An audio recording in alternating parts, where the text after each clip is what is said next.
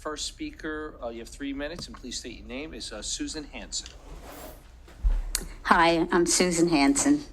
I'm here to talk about the $40 million budget proposal for the new election voting machines.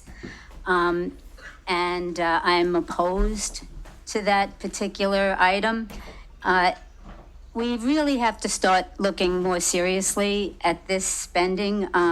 You're talking about a $40 million expense that includes a black box that we can't look inside. It includes a barcode that we can't read. People don't trust them. There are potential technical errors, and if that occurs with these all-in-one machines, there will not be a paper ballot backup. So what happens at the voting polls? We need to consider alternatives. We need more transparency. We need more inclusiveness, such as citizen advocacy groups, the public, to engage in a discussion and even think outside the box and consider something like hand counting. There's actually going to be a presentation on July 23rd, which is a Tuesday, at 7 p.m. in Central Islip. The details will be revealed at a later date. And they're going to give a presentation on how hand counting actually works. And this is something that I think some of you should, be interested in and consider attending. And as well, I'd like to see somebody from the Board of Elections there. The numbers just don't add up that merit spending $40 million on machines that the public really doesn't want. And don't take my word for it. Has anybody considered including this as a proposition on the next election? What do you think the voters would do? So again, think very seriously about this item, consider alternatives, include the public, and think outside the box. We need better choices. This is a non-starter. Thank you. Thank you. The next is Roy Reynolds. Okay, Roy Reynolds here. I agree with Susan 100%. These all-in-one machines are a problem. And the question I have is, I know we're allotting money for the machines, but is there some sort of bidding process here? Is there some sort of request for proposals? I mean, we have at least 4 vendors that I know of that could provide the machines. I don't see this as being a transparent process. So I would ask that you give that consideration and make sure that also make sure that the name ES&S is not actually in the budget itself. My understanding is it was specified ES&S in the budget. And those are not the machines that we really need in Suffolk County. So I'd like to change gears here. I know you have resolution number 1461 on the agenda. That involves the sales tax increase. And that's going to provide money for upgrading septic systems. The problem I have with that is you only give us 2 options, a sewage treatment plant or an advanced wastewater treatment system. Okay, we have hundreds of thousands of existing systems that need to be upgraded. And it won't be practical to expect everybody to put out $20,000, $30,000 for the systems. Conventional systems work, okay? And we just completed a video, which we did specifically for this legislature, okay? And you'll get a link to it probably later this week. It talks about the conventional systems and how well they work. They've gotten a bad rap, and why the false narratives come out, I'm not sure. It's probably just to push the whole sewer issue. But I wish you'll take a look at the video and draw your own conclusions. And I'm willing to sit down anyone, anytime, to discuss septic systems. That's my baby. All right, thank you very much. We have a couple of questions. Let presiding officer McCaffrey. Mr. Reynolds, how are you today? Doing well, sir. Just in terms of the voting machines, I just want to let you know that this is just going to be a capital budget appropriation.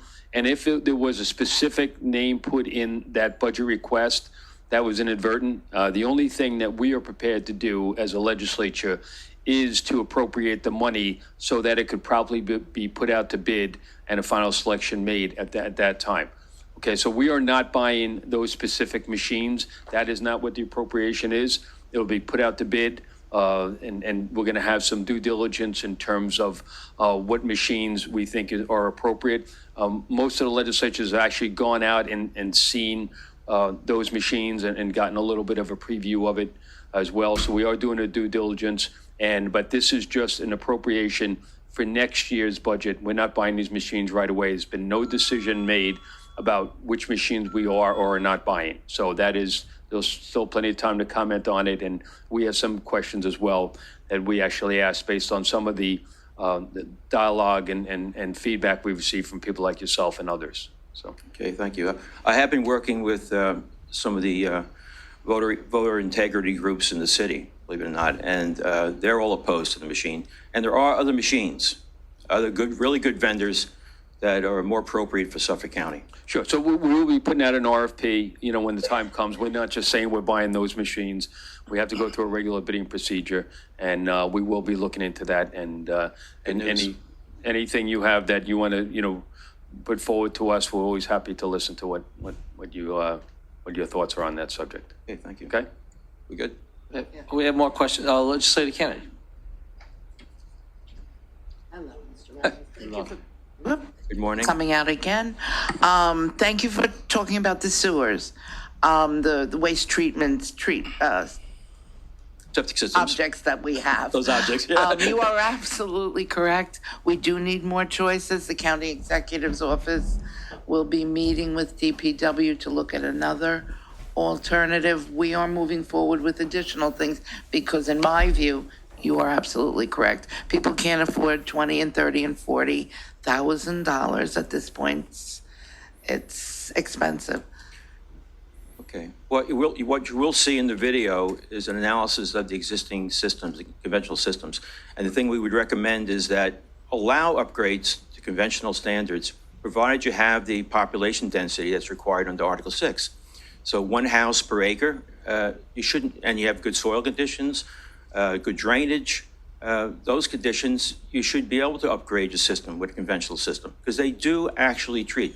Regardless of what Legislator Fleming had to say about just being a hole in the ground, it's more than that, okay? It's much more than that. There's a whole biozone set up. There's all types of, whatever. So I'll get the link of the video over to you and you can see that. And that is an option. Just stick with the Article 6 density standards and under certain circumstances, allow the conventional systems to be upgraded, all right? Because a lot of people just have cesspools now. That's all they have. Yes. So let's get the septic tank in there, better leaching system. And that's financially possible. And what I would like you to do is to actually put some money towards that out of this 1/8% sales tax. Some money should be going towards helping homeowners like me to upgrade my system, to fix my system when it's failed, all right, in a reasonable manner, right? Because you give me an option. I have to put out the $20,000 or you have to put the $20,000 out. You can get the system upgraded for probably $7,000, $8,000. Right. And it does its job. I'm telling you, it does. No one seems to believe it. So anyway, take a look at the video, and when I send the link That out. would be great. Now, I also want to talk about the voting machines. I had the advantage of going out to the Board of Elections and spending a good long amount of time with the manufacturers, with the computer people, with the Board of Elections employees to evaluate the touchscreen. First off, the state picks a choice of what each county is allowed, what type of machine they're allowed to use. Right. So far they've picked only 2 for us. I believe you're going to find that's incorrect. There's at least 4 vendors that have certified machines that Suffolk County could use. And I'm not sure Really? if Susan, our expert, was going to be here. It's Susan Greenhaw. She's spoken to you before. Yeah. She has more information on that. But there are at least 4 vendors that are certified. Board of Elections certifies the machines. And ES&S was contentious when they got that approved. Well, I don't know if they picked them for Suffolk. What I heard was they only picked 2 for Suffolk because of the volume of voters that we have. And I will recheck. But I want to get to what was mentioned earlier. You can touch that machine. You can go backwards on that machine. the piece of paper that is your ballot prints out everything you vote for on the side. You can move your eyes to the right and you can read who you voted for. And if you made a mistake, you press the go back button, you go back, you change it, it changes it on the piece of paper, and the piece of paper comes in, comes out. It's not true that you don't know who you voted for. You could just page back on the thing on a continual basis and not even look at the ballot. That is recorded and you can check. So I just wanted to make that clear. You realize there is a barcode on that, it's called a summary card. It's not actually in the ballot. There is a barcode. There is a barcode, and that's where whoever you voted for is stored. So what it says on the actual printout is not necessarily what the barcode has in it. And that's where they had problems in other states with that. Okay, so that's that problem. But the real problem is you have to stand in line waiting for the person in front of you to vote. Now, if that person has a problem, you have to stand behind them and wait. That's the problems they had down in Georgia, where they had the lines for 7-10 hours long because the machines broke down. Everybody had to wait. The way the system we have now is they hand you a ballot, you go over in your cubby, fill it out, and feed it into the scanner. 20 people can be voting at the same time. On that machine, only one person can be voting at a time. Well, I will tell you, they explained what the mistake was in the other state, and it was noticed on the first voter, the mistake, because the programmer who programmed it was a yes or no vote, and it came up the opposite of what the person voted for. And then they went back and it came up the same thing again. So he went to the person there, explained it, the person tried it, and they shut down the whole voting process and got another programmer to reprogram it. He programmed it backwards. That's a human error. That's not a machine error. I would put that aside right now and look at the time it's going to take to vote and the cost. Yeah. All right, these machines are at least twice as expensive from the get-go. All right, and you have to buy more of them because it's not scanners, not 20 people voting at once on a paper hand-marked paper ballot. All right, it's going to be one person voting on the machine. You have to have another machine. If you want 5 people to vote at the same time, you need 5 machines.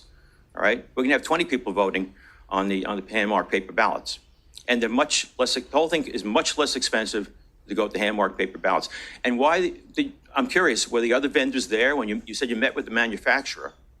I did one. Yeah, I did. So only one. So the other manufacturers should have a shot, I think, at presenting their case. You know. It took me a while to get there. I have a lot of work. This is the American I'll get way, there right? for the second one if they put that up. Capitalism. What was the other thing I was going to say? It's escaping me, but there was something else I wanted to tell you I interrupted you. that differs with what you folks say. To me, it seemed, the finance. They walked us through the back of the Board of Elections meeting. They discussed the cost of the pallets upon pallets of extra paper ballots that we are required to have. We are supposed to have one ballot for every human that's registered. You know that amount does not come out. 110%. Oh, 110. All right. So that's not true. Oh, well. The person showing up, Susan was going to explain that. That's not a requirement, apparently. That's something that maybe our Board of Elections requires locally, but she said she couldn't find anything documenting that was necessary. So she's not here today, unfortunately, but that's one of the issues she was going to discuss. All right. Well, I will tell you, they had done the fiscals on how much the machines cost. And believe me, I agree. That's a lot of money for machines. And they compared it with what we spend now. It's less. I'm going to agree to disagree. And we got the experts that definitely know this. You're just listening to the manufacturer. You got to listen to the experts and the other manufacturers. This was the Board of Elections, folks. All right. Thank Gotcha. you. All right. God bless. One quick question myself.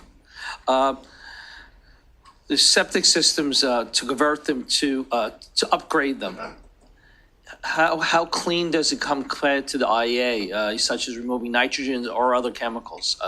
Well, that's a good question. That's in the video, actually. And It's going to EPA, it does a very good job. We actually have documentation from the EPA showing the purification that takes place through the biozone alone. I'm not looking at the rest of the system.